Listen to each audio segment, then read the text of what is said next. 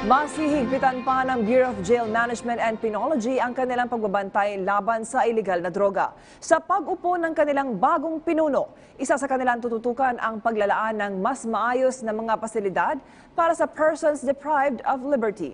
May report si Bea Bernardo. Inilatag ng Bureau of Jail Management and Penology o BJMP ang kanilang mga plano at proyekto sa ilalim ng pamumuno ng bagong OIC Jail Chief Superintendent Alan Iral.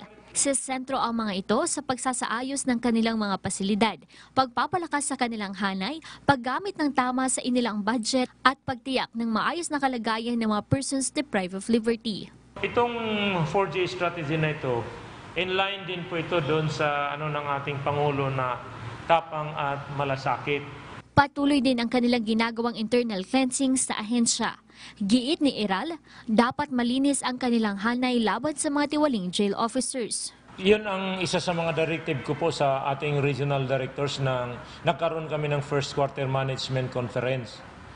Na dapat lahat ng personnel natin na involved sa illegal na droga ay kailangan tanggalin natin sa serbisyo. May watchlist din ang ahensya ng mga BJMP personnel na pinaghihinalaang sangkot sa iligal na droga. Ang ilan aniya sa kanila ay user o protector ng droga sa loob ng kulungan. Kaugnay nito, target ng ahensya na magsagawa ng quarterly drug test sa kanilang mga tauhan. Hahanapan ko na po ng accomplishment yung ating mga regional directors kasi ang direktiba ko po dyan, lahat ng personnel dapat within the second quarter ay natitest po natin na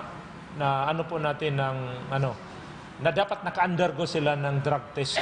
Samantala, isa rin sa mga binibigyang pansin ng ahensya ay ang pagresolba sa problema ng congestion sa mga piitan. Nasa 442% na kasi ang jail congestion rate sa buong bansa. Naitala naman sa National Capital Region ang 608% congestion rate. Kasalukuyan namang may 2 pasilidad na ginagawa ang ahensya sa NCR. In-expect namin na lahat ng mga facilities namin pag natapos, bababa na po yung congestion rate natin, mga 200 na lang. Bea Bernardo para sa Bayan. Pagsapit ng alas 6 ng gabi, tutok na sa Balitang Subok at Laging Una.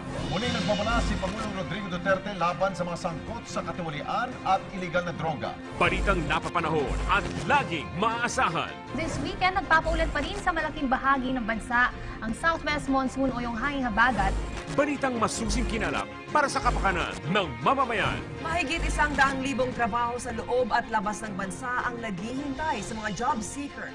Samahan ang tampalang Alex Santos at Catherine Vital sa PTV News. Hatid namin sa inyo para sa Bayan.